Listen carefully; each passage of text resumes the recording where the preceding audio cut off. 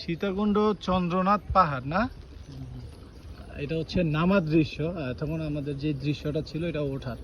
Engine কিন্তু আমাদের বন্ধ, আমরা বাইকে উঠছিলাম, বাইকে নামতেছি, ইঞ্জিন টোটালি বন্ধ, জাস্ট ব্রেকের উপরে নামতেছি।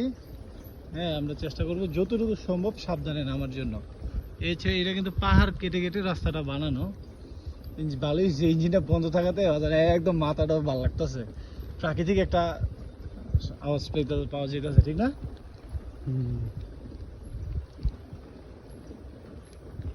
ও, বৃষ্টি হওয়াতে আমাদের অনেক সমস্যা হইতাছে। হ্যাঁ, বৃষ্টির জন্য কিন্তু রাস্তাটা ভিজা, যেহেতু এটা পাহাড়ের রাস্তা, পাহাড়ের রাস্তা, সেক্ষেত্রে রাস্তার মধ্যে হালকা মাটি থাকে, আর সাধারণত মাটি থাকলে কিন্তু স্লিপ করে, এই জন্য একটু রিস্কি একটা ব্যাপার এখানে। তো তারপরেও আমরা আমাদের যথাসাধ্য চেষ্টা করবো সতর্কতা মেনটেন করে নামার। ঠিক আছে, তুমি পাহাড়ের সাইডটায় থাকবা, আমরা ওই ফাঁকা সাইডে না। হ্যাঁ,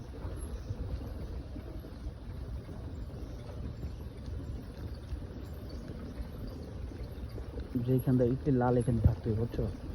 গ্রিন কালার ইটে সমস্যা। না না, গ্রিনে যেগুলো, গ্রিনে গেলে ইঞ্জিন এই গাড়িতে লিখতে না।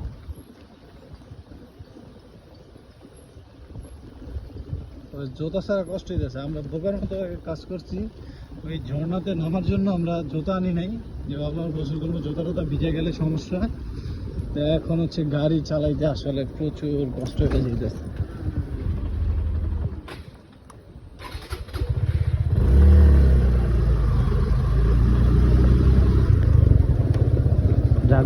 রিক্স আছে না রে, আমি চিন্তা করি আমরা এটা নামাইতে গেলে এমন করছি হোম বিরা 4 চাকারই কেমন নামাইলো, প্রাইভেট কার। আরে আমাকে তো রিক্স, ওটা তো রিক্স কম, তোমার 4টা চাকা অবশ্য নাই, ব্রেক 4টা, একটা না একটা আটকেবি, আমাকে তো রিক্স বেশি। আমাকে ব্যালেন্স হইলো আমাকে কাছে, ওইটা তো আর ব্যালেন্স, ওই যে আকাম হইছে একটা দেখ, ওইটা তো আর ব্যালেন্স। ওই যে ভাঙ্গা জোড়াতালি দেওয়া জায়গাটা না, এইটা এখানে মনে হয়। এই যে গাড়িগুলা কিন্তু উঠতেছে এখানে, বাইকে ওঠাটাই রিস্কি, গাড়িগুলা কিভাবে উঠছে এই সাইডে যাও, এই সাইডে যাও, এই সাইডে যাও, এই সাইডে, এই সাইডে।